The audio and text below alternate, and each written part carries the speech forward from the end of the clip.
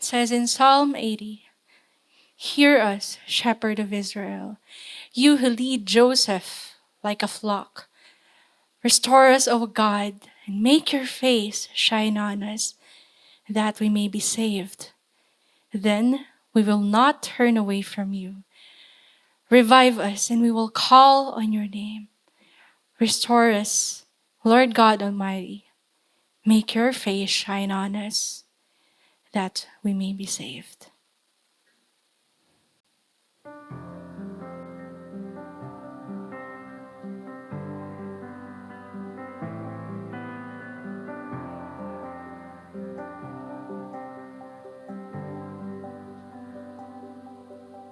Spirit sound, rushing wind, fire of God, fall within.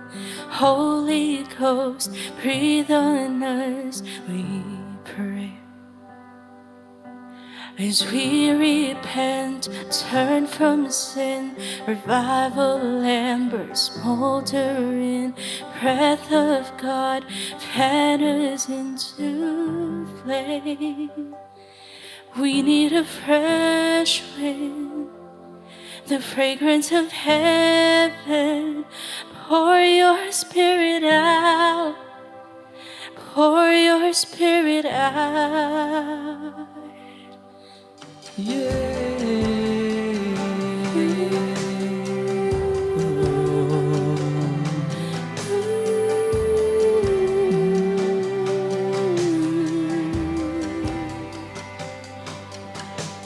Hearts that burn with holy fear, purified and fading deep.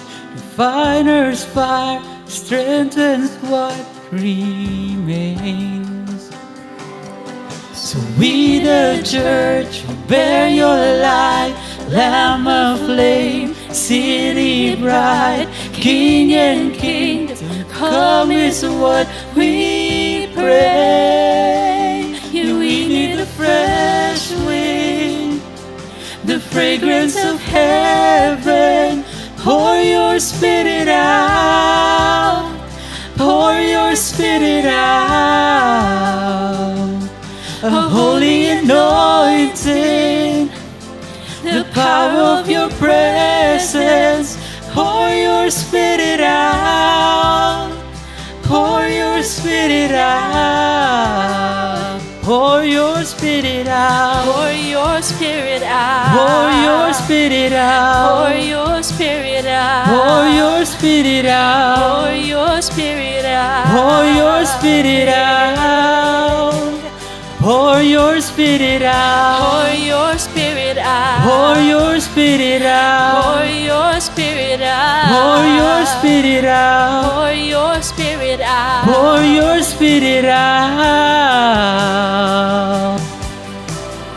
Let all the redeemed prophesy and sing.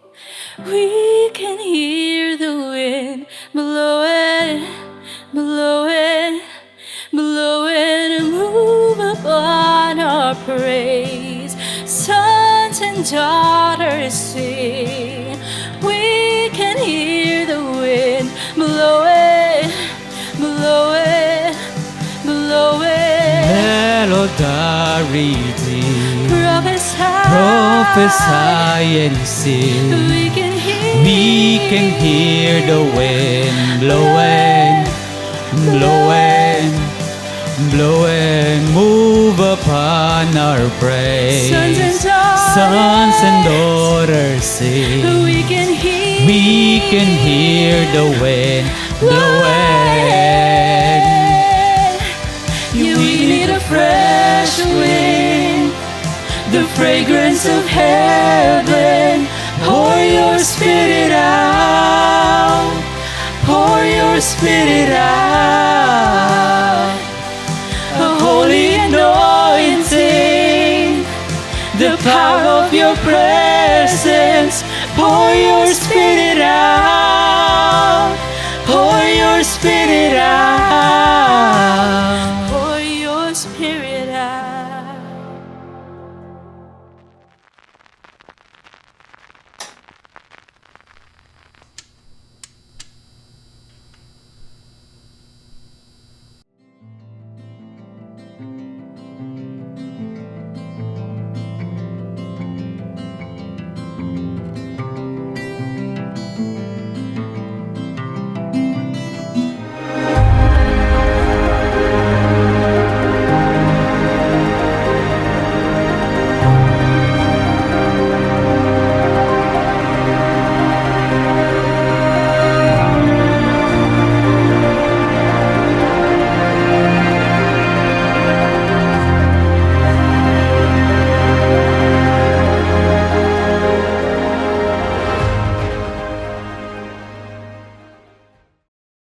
Good evening once again, Dye Marketplace family and friends.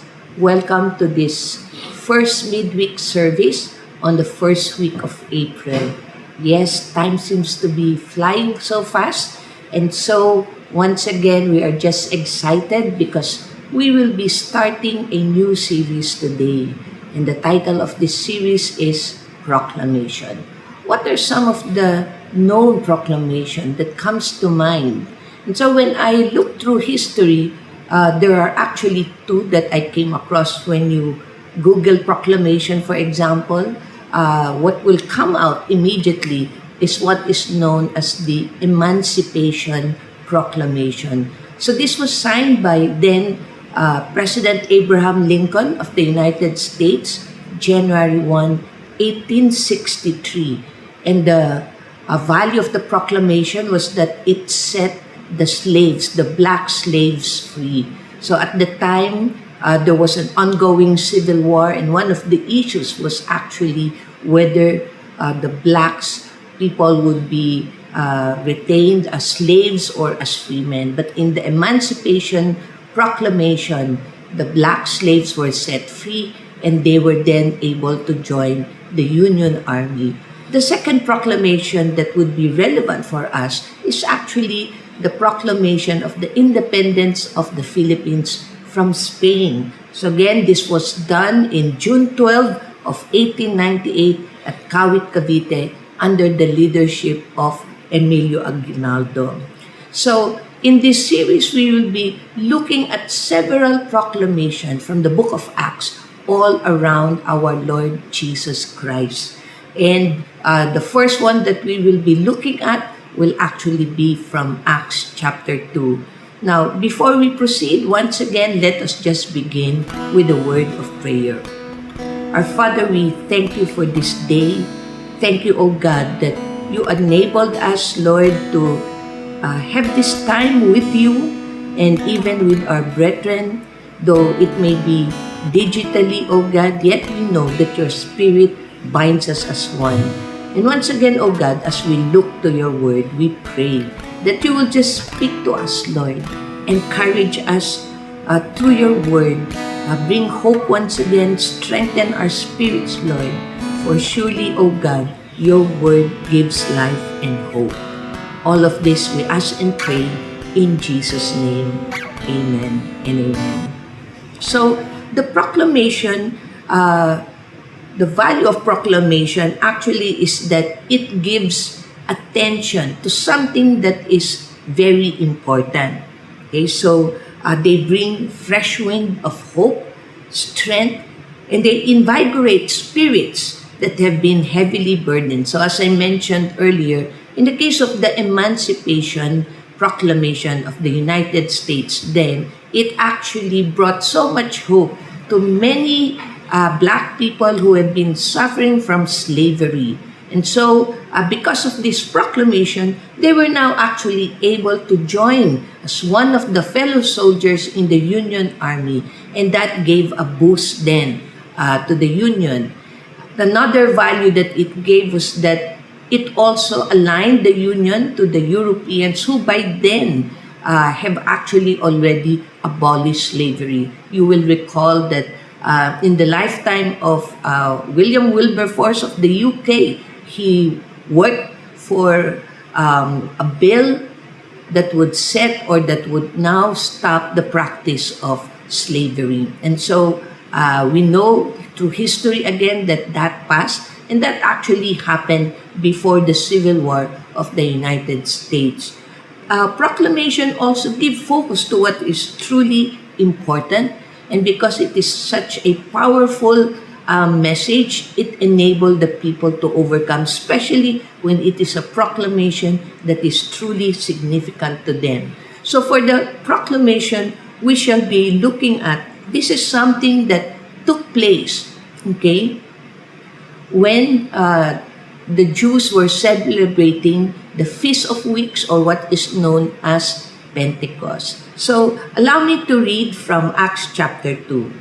So Jesus before his, or rather from Acts chapter 1 to provide us the context. Jesus before his ascension told the disciples And while staying with them, he ordered them not to depart from Jerusalem, but to wait for the promise of the Father, which he said, "You heard from me, for John baptized with water, but you will be baptized with the Holy Spirit not many days from now." And then jumping to verse 8, "But you will receive power when the Holy Spirit has come upon you, and you will be my witnesses in Jerusalem, in all Judea and Samaria, and to the ends of the earth."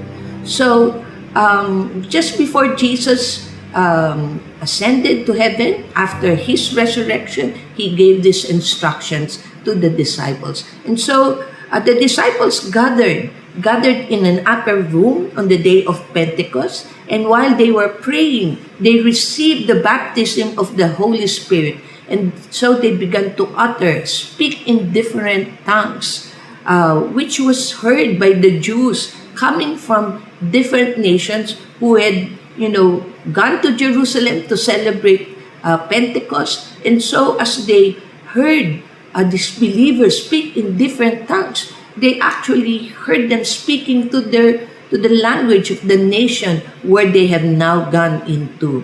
And so they began to wonder initially if these people were drunk, these believers were drunk. But then Peter stood up and spoke and proclaimed about the Lord Jesus Christ. Allow me now to read what Peter proclaimed in Acts chapter 2, beginning with verse 22.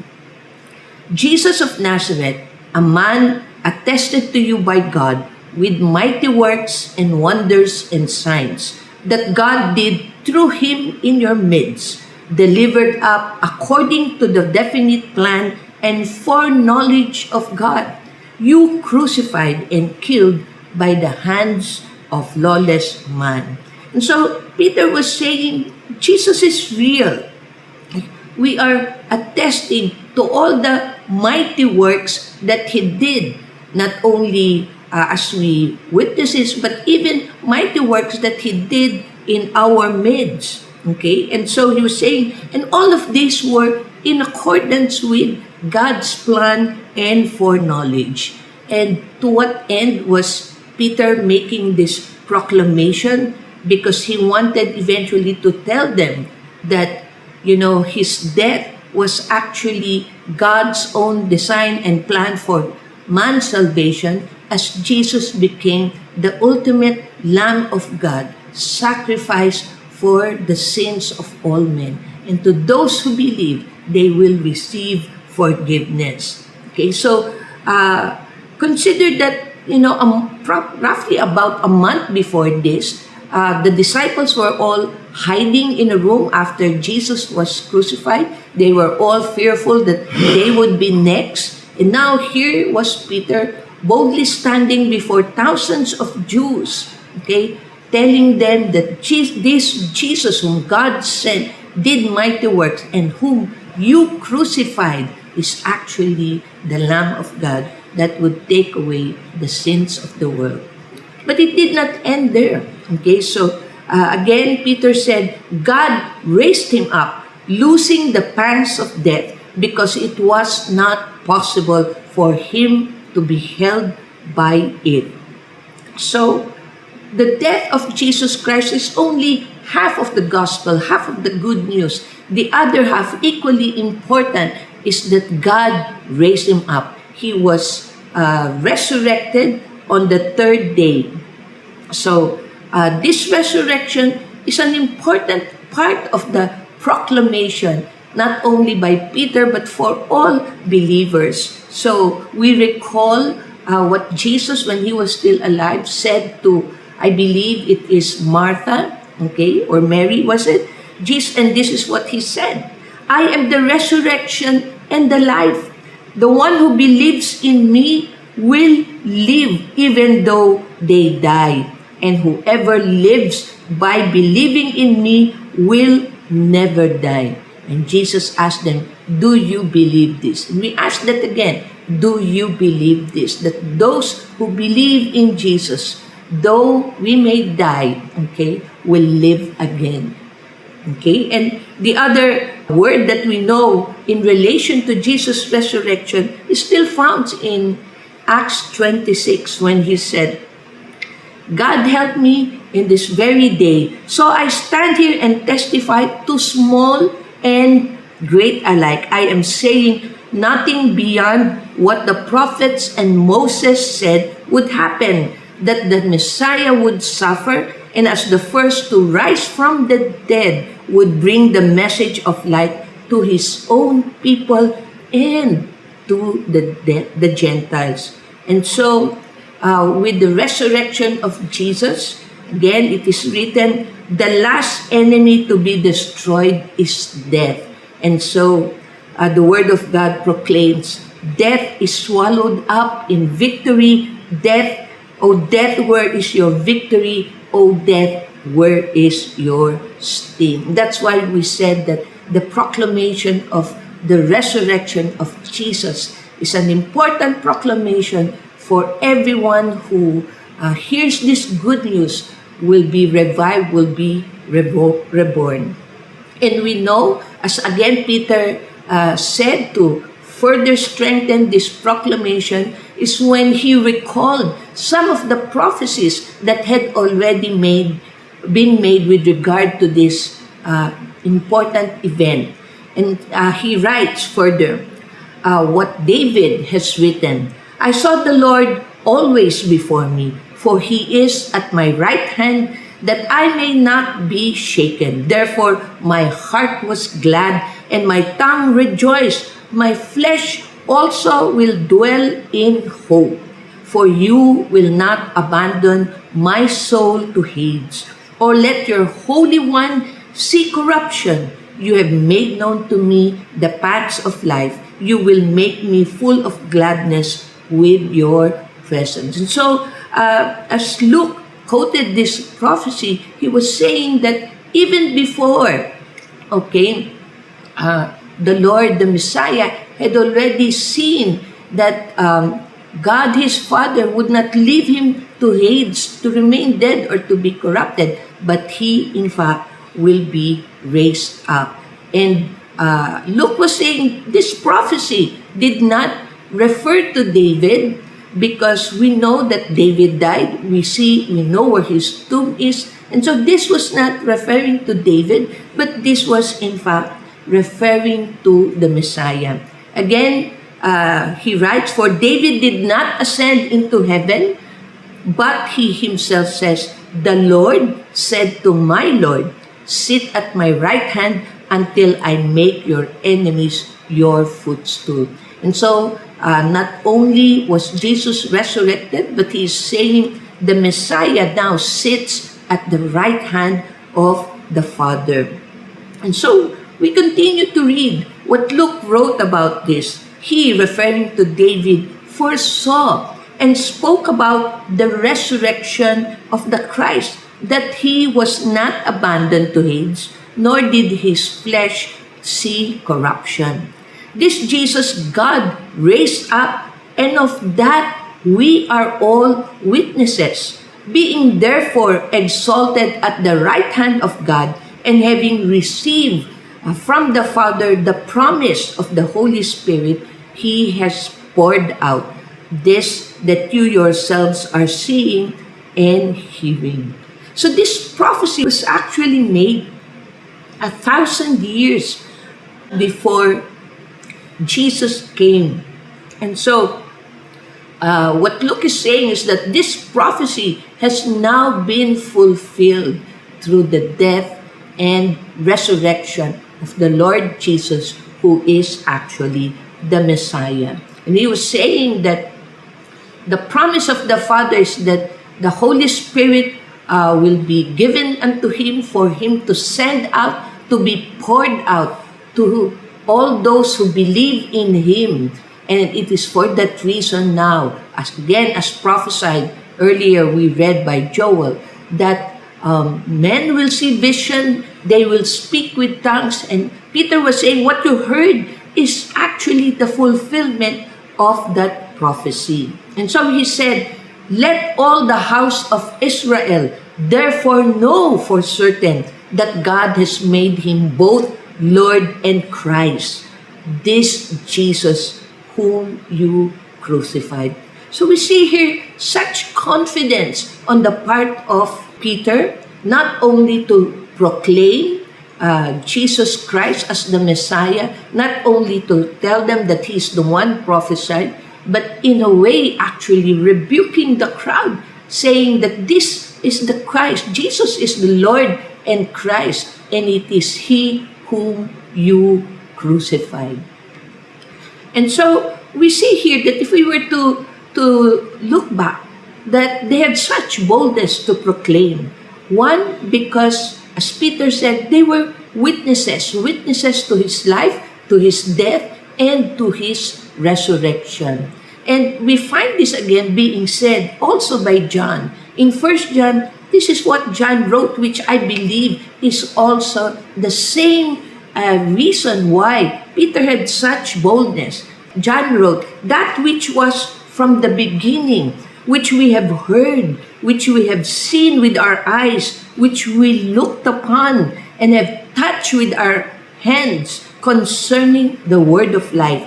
The life was made manifest, and we have seen it and testified to it and proclaimed to you the eternal life, which was with the Father and was made manifest to us." So Jesus was real to them.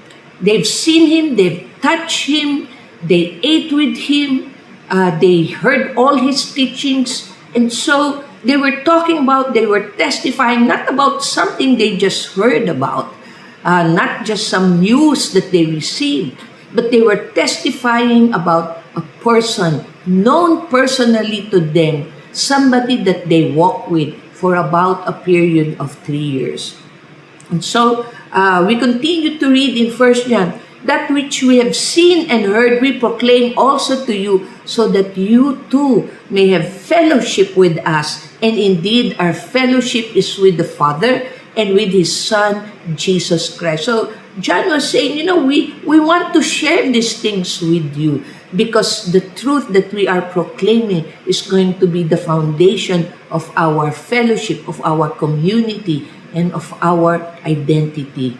The second reason they were able to proclaim is because they recognized that these were all the fulfillment of prophecy, which implies, therefore, that they knew their scriptures. And so, as Luke quoted all of those prophecies from the Old Testament, he is saying this is actually what is being proclaimed, what was proclaimed to you is actually the fulfillment of those prophecies. Again, we read, "But this is what was uttered through the prophet Joel. And in the last days it shall be, God declares, that I will pour out my spirit on all flesh, and your sons and your daughters shall prophesy, your young men will see visions, and your old men shall dream dreams." So they knew their scripture, and so when eventually it was fulfilled, they were able to recognize it, because throughout this time, those scriptures, those prophecies had been hidden deep in their hearts. The third reason is that, again, as we read earlier, they were empowered by the Holy Spirit. And having received from the Father the promise of the Holy Spirit, He has poured out this that you yourselves are seeing and hearing. And so Peter declared, what you heard, it's not due to drunkenness, but it is because the Spirit of God had been poured upon us. And so they that used to hide in the room, as we mentioned, was now boldly proclaiming before thousands of Jews. And what was the outcome of their proclamation? Again, when we continue to read in Acts chapter 2, "Now when they," meaning the Jews who were there, heard this, they were cut to the heart and said to Peter and the rest of the apostles, "Brothers, what shall we do?" And Peter responded, "Repent and be baptized, every one of you, in the name of Jesus Christ, for the forgiveness of your sins, and you will receive the gift of the Holy Spirit. For the promise is for you and for your children and for all who are far off, everyone whom the Lord our God calls to Himself. And so we know that Peter bore witness and continued to exhort them, saying, "Save yourselves from this crooked generation." And as a result, those who received His word were baptized, and there were added that day about 3,000 souls. 3,000 souls. I remember in the 80s, when there was a mighty revival and the gospel were just being preached, I would remember, in the church, hundreds would come before the altar in response to the word, and they would give their lives over to Jesus Christ. Is this still possible today to see thousands coming to the Lord because of the proclamation of the gospel of Jesus Christ? And I believe that that is something that we can still see, but it requires for every believer to also proclaim, just as Peter proclaimed the good news. Now, the question maybe for us is, how can we did not have that same opportunity to see Jesus in the flesh. We will not be able to say, like John, that which we saw, we touched, we heard. But I believe that Jesus is alive. Jesus is alive, and He's still someone that we can know personally even today. We may not be able to touch Him physically. We may not be always able to hear Him audibly with our ears, but surely His presence is in our midst. And in fact, He said, we are His temple. He resides, He lives in us. And therefore, it is still possible to know Him, to experience His presence, to be able to hear Him speak to us, to our hearts, to our spirit. And so, we cannot really say that we cannot testify, we are not witnesses, because surely we have seen in our lives and in the lives of others how He has entered our lives, how He has intervened and saved us from all our sins, save us even from all the burdens, from all the bondages that we have been subjected to. And so, I believe that we can be witnesses, maybe not in the same manner as the early disciples had, or did, but still that knowledge, that personal knowledge of Jesus Christ is also available to us even today. And second is that we have His Word. In fact, we have the advantage of knowing the Old Testament, the New Testament, from Genesis to Revelation. We have a view. If we do our part of reading the entire Bible, then we have a view, a better view even of the early believers, because then the New Testament had not yet been written. But now we know, we have the full narrative of God's plan and design.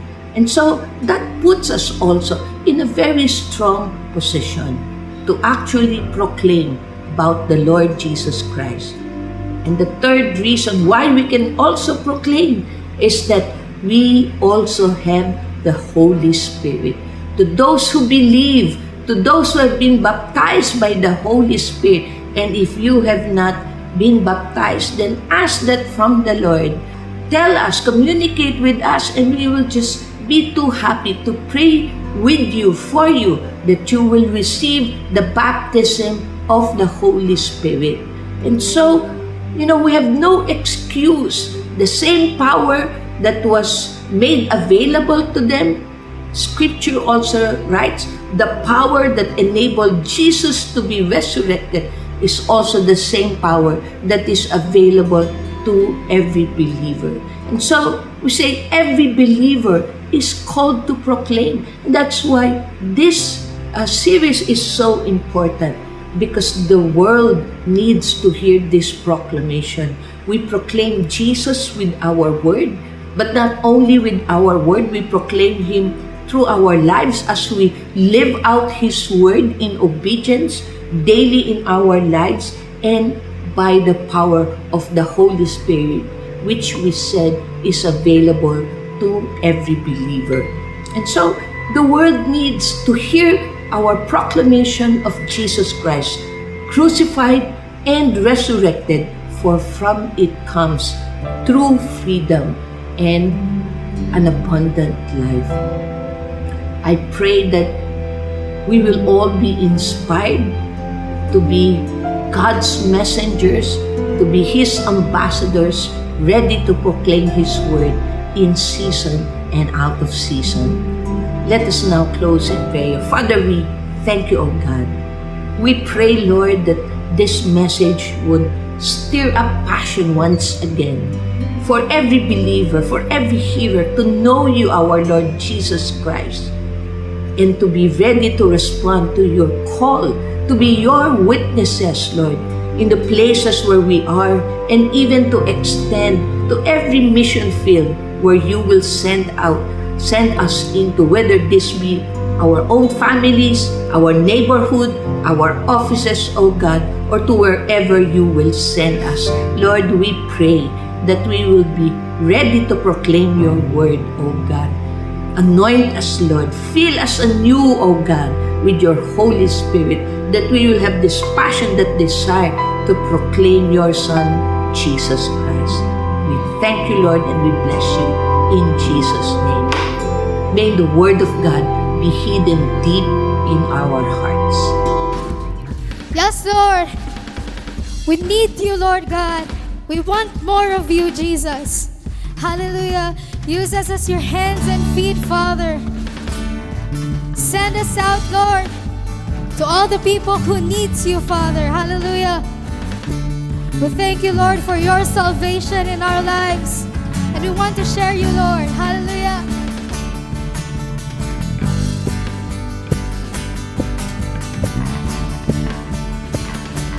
Come on, church, let's sing. Jesus. Jesus, Lord of my salvation, Savior of my soul, send me out to the world to make you known. Jesus, King of every nation, this world's only hope, send me out to the world to make you known. Send me out to the world. Everybody sing. I wanna be your hands and feet. I wanna be your voice every time I speak. I wanna run to the ones in need. In the name of Jesus, I wanna give my life away, all for your kingdom's sake. Shine a light in the darkest place. In the name of Jesus, in the name of Jesus. Yes, Lord. In the name of Jesus.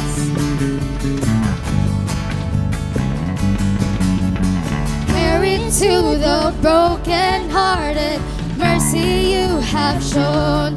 Send me out to the world to make you know. Yes, Lord, that's what we want. To the ones in need of rescue, lead me, I will go. Send me out to the world to make you know. Send us out, send me out to the world. Everybody sing. I wanna be your hands and feet. I wanna be your voice every time I speak. I wanna run to the ones in need. In the name of Jesus, I wanna give my life away, all for your kingdom's sake. I'm shining light in the darkest place. In the name of Jesus, it's me. Wanna be your hands and feet. Wanna be your voice every time I speak. I wanna run to the ones in need. In the name of Jesus, I wanna give my life away, all for your kingdom's sake. darkest place. In the name of Jesus. In the name of Jesus. Yes, Lord. In the name of Jesus. Now let's lift our voice and sing. Here I am, I will go. Send me out to make you known. There is hope for every soul. So send me out, send me out. Here am I will go. Send me out to make you known. There is hope for every soul. So send me out, send me out. Here am I will go.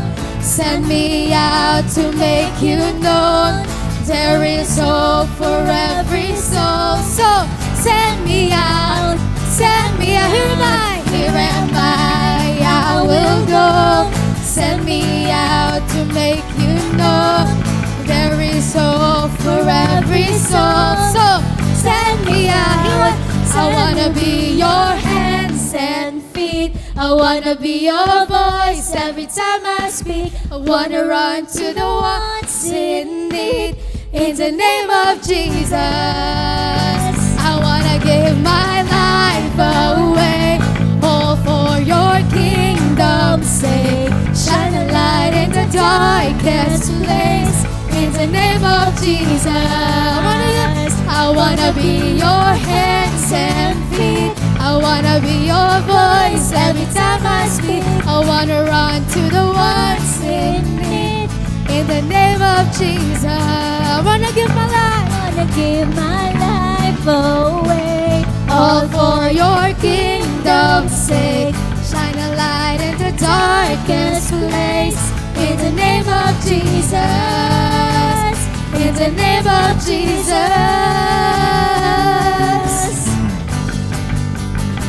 In the name of Jesus.